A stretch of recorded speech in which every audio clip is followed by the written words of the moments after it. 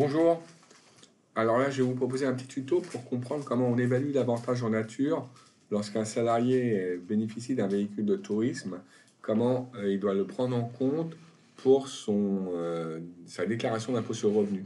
Alors pour ça je vais prendre plusieurs hypothèses, toujours sur un même véhicule qui a une valeur TTC de 30 000 euros à l'année. On va considérer que le véhicule a été utilisé toute l'année par le salarié et on va voir donc comment on va envisager cet avantage en nature selon plusieurs hypothèses. La première, le véhicule avait été acheté par l'entreprise et c'est l'entreprise qui prend en charge le carburant. Ça, c'est la première hypothèse, celle-là. La deuxième, l'entreprise donc a acheté aussi le véhicule, mais elle ne prend pas en charge le carburant. La troisième hypothèse, le véhicule n'est pas acheté, mais loué par l'entreprise. Le coût global à l'année, tout compris, le prix de location plus ses autres frais, est estimé à 7 000 euros et l'entreprise prend en charge le carburant. Et encore une fois, l'entreprise loue le véhicule aussi, elle prend aussi en charge le carburant, mais par contre, le coût global annuel n'est plus de 7 000, mais de 10 000 euros. Et pour faire ça, en fait, pour résoudre ces quatre possibilités, eh bien, il faut prendre en compte le barème fiscal que vous aviez dans vos documents d'exercice, hein, afin de déterminer comment on va jongler pour trouver cet avantage en nature selon chaque hypothèse. Alors pour ça, je vais mettre le barème fiscal à côté, comme ça vous l'aurez aussi, il est là, donc je vais le diminuer et nous l'aurons à côté pour bien comprendre comment ça fonctionne.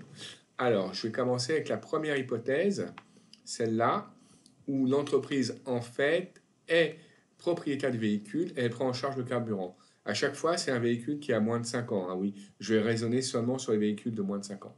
Donc, dans le tableau, je vais dans les véhicules achetés, ici, de moins de 5 ans.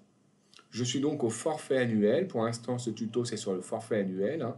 Et donc là, comme l'entreprise prend en charge le carburant, eh bien, l'avantage en nature est évalué à 12% du coût d'achat du véhicule. Donc ici, pour hypothèse 1, je vais vous noter ici le montant de l'avantage en nature que devra déclarer le salarié sur ses revenus. Ça sera le montant du véhicule, 30 000 euros, fois 12%. Ce qui correspondra donc à 3 600 euros. Donc ça, c'est pour la première hypothèse. L'avantage en nature sera donc de 3 600 euros à l'année. Et ce 3 600 euros viendra en plus de ses revenus dans sa déclaration d'imposition. L'hypothèse 2, c'est un peu la même, sauf que cette fois, l'entreprise ne prend pas en charge le carburant.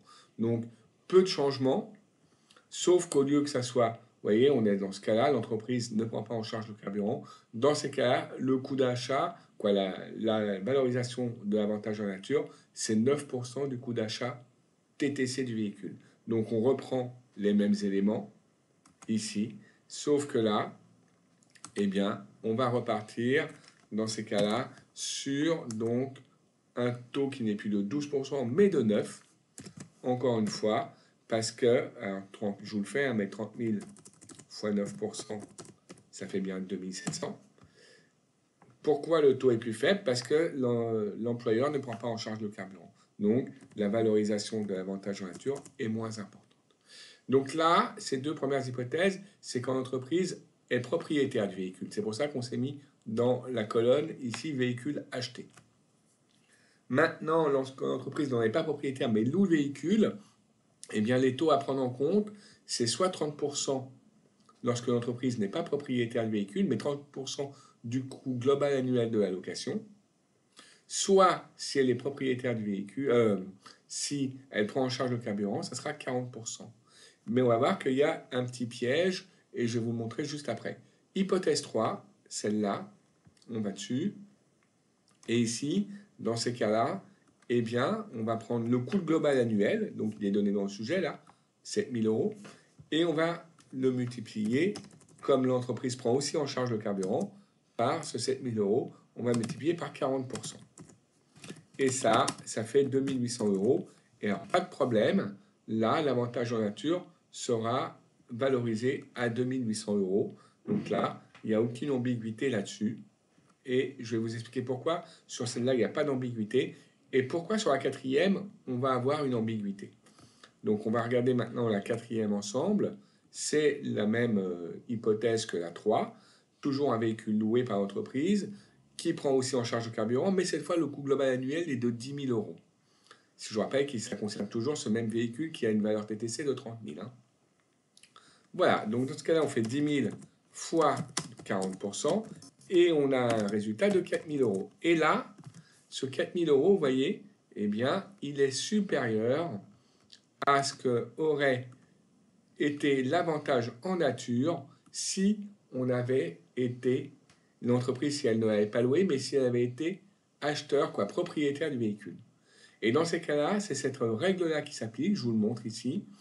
L'évaluation obtenue lorsqu'on est locataire du véhicule sera en tout état de cause plafonnée à ce qui résulte de la formule applicable dans le cas où on aurait acheté le véhicule et on prendra comme ça, comme référence, le prix d'achat du véhicule. Alors, cette règle, elle veut dire quoi? Elle veut dire que quand on est locataire d'un véhicule de tourisme et qu'on calcule donc l'avantage en nature en fonction du coût global annuel, on doit aussi se référer, même si on n'en est pas propriétaire, à combien aurait été cet avantage en nature si on avait été propriétaire du véhicule. Dans mon exemple, c'est comparer en fait l'hypothèse 1, où là on est propriétaire du véhicule et on prend en charge le carburant. Donc c'est comparer cette hypothèse-là à l'hypothèse 4, où on prend aussi en charge le carburant et on est cette fois locataire du véhicule. Ou même à comparer à l'hypothèse 3, à celle-là. Et dans ces cas-là, vous vous rendez compte que là, si le coût global annuel de ce véhicule qui va être 30 000 euros, le coût global annuel nous est revenu en tant que locataire à 7 000 euros, ça fait un avantage en nature de 2008. Il est inférieur à l'avantage en nature que l'on aurait calculé si on en était propriétaire, donc on prend bien le 2008. Par contre, en imaginant que l'avantage en nature soit calculé sur un coût global annuel de location de 10 000 euros, l'avantage en nature serait cette fois de 4 000 euros. Et il serait supérieur à ce qu'on aurait pu calculer si on avait été propriétaire du véhicule de 3 600. Donc dans ces cas-là, le maximum, ça sera de prendre l'avantage en nature calculé selon la méthode où on est propriétaire du véhicule. Donc dans ce cas-là, ça ne sera pas 4 000 qui devra être ici pris en compte, puisque ce 4 000, il est supérieur, donc, hop, je le barre, on ne prendra pas 4 000, mais on recalculera l'avantage en nature selon la méthode du propriétaire. Même si on en est locataire, pourquoi on prendra la méthode du propriétaire? Je répète pourquoi.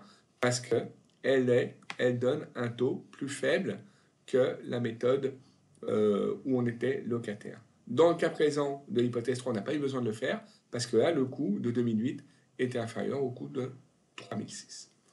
Donc voilà, là je vous ai expliqué un petit peu comment déterminer l'avantage en nature annuel lorsqu'on est propriétaire, lorsqu'on raisonne sur le forfait, la méthode forfaitaire. Hein.